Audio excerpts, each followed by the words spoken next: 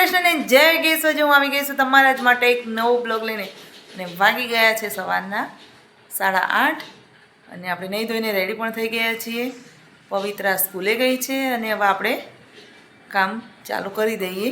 તો ચલો ગાઈસ, તમને લોકોને પછી મળું છું. જો ગાઈસ 11:15 વાગ્યા અને રસોઈનું કામ ચાલુ છે. શું બનાવ્યું નૈની? શની પણ સીટી વાગે. સીટી તો વાગે. મઠ બનાવે. મઠનું શાક એવું છે. એવું છે. જેમ તમારો ઉપવાસ છે?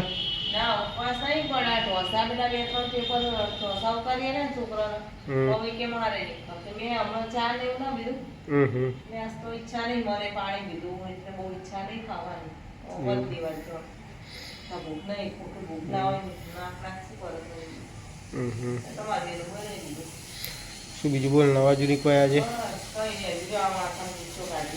એવું છે. માથું ધોયું.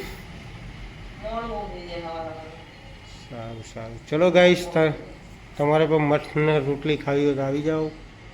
ચાંદોડિયા બ્રિજ નીચે શાક માર્કેટ. ફૂલ ટ્રાફિક જામ છે. બંદર બ્રિજ પર આવ્યા છે.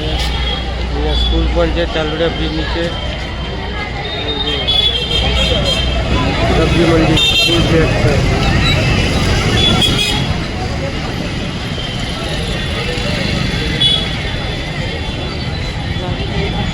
જો ગાઈસ, અહીંયા ચંપલોનું પણ બજાર છે શાક માર્કેટમાં. એક કોમ્પ્લેક્સ છે ચાંદોડિયા.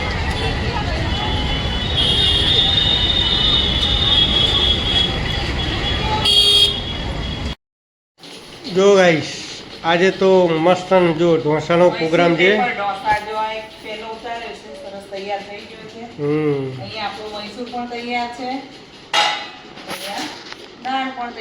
દાળ સંભારો કો દાળ કો મસ્ત જોરદાર બનાવ્યા ગરમા ગરમ. ચલો ગાઈસ, તમારે લોકોને પણ સરસ મજાના ગરમા ગરમ ઢોસા ખાવા હોય તો આવી જાઓ. કઈ રીતે ઉતારે જો. પેપર ઉતારી દીધો આપણે. હવે બીજો નાખીએ છીએ.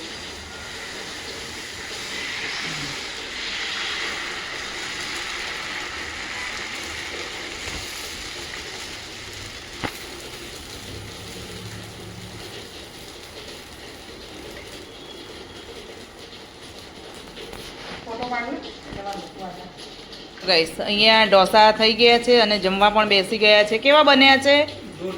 જોરદાર ને પવિત્રા? અને ઢોસાની ફરમાઈશ હતી અમારા પવિત્રા બેનની. ક્યારની કહેતી હતી કે મમ્મી મને ઢોસા બન્યા. આજે ફાઇનલી મારે બનાવવા જ પડે. આમ નહીં ખાતા, પણ આજે સરસ મસ્ત ઢોસા બન્યા છે. મૈસૂર ઢોસા બનાવ્યા છે. જોડે ચીઝવાળા છે મૈસૂર ઢોસા અને સંભારો છે. મસ્ત બન્યા છે ને? જોરદાર બન્યા છે. જો ચીઝ સાથે અને મૈસૂર અંદર આપણે મિક્સ કરી દીધું છે. તો ગાઈસ, ચલો તમે લોકો પણ જમવા આવી જાઓ. ચલો ગાઈસ, આની સાથે બ્લોગને એન્ડ કરું છું. તો જો મારો બ્લોગ ગમે તો લાઈક, શેર અને સબસ્ક્રાઈબ જરૂરથી કરજો. Good bye. જય શ્રી કૃષ્ણ.